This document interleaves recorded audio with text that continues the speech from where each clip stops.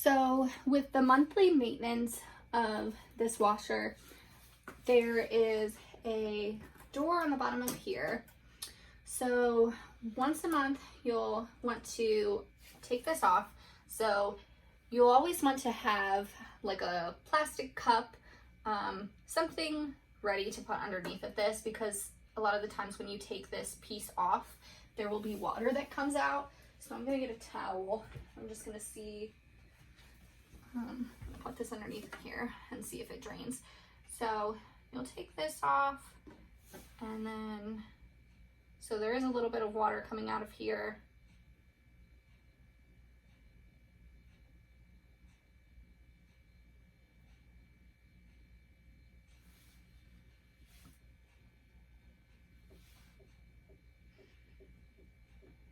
If you don't do this beforehand, what's going to happen is that when you take this filter out, it's going to flood out all over the floor. So at least when it's coming from here, it's a little bit controlled. So if, right now I'm doing it into a towel, but if you had a cup below this, when you raise this up, it'll stop leaking out the water.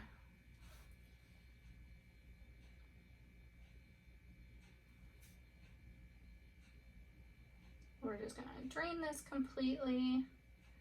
It's got some material that's kind of floating out with it.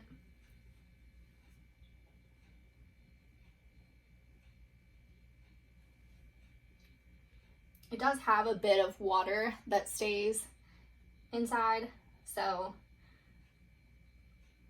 you know, that's why you're prepared, because it will just keep flowing out.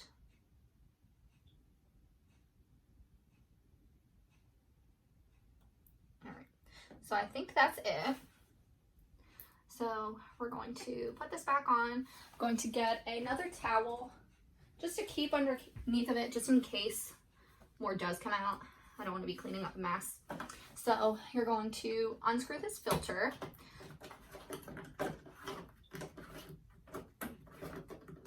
So there is a little bit of water coming out, but not enough. So this is going to be your filter. So we can see there's just a little bit of cotton in there. We'll clean that out, make sure it's nice and clean. So this is going to be what you're going to check, especially if your washer isn't draining. If people aren't taking gloves out of their pockets, if they are leaving EKG stickers inside of their pockets, this is where they're going to flush into, hopefully. If you're unlucky, they're going to get stuck inside of here way back, and you're not going to be able to get them out, and you're going to have to call a repairman. So if you're lucky, this is where they're going to go. But we're always going to check this, and we're going to screw that back in. And then we're going to put our door back up. And then once a month, we have these little washer tabs. So you're going to take this, you're going to throw it in there.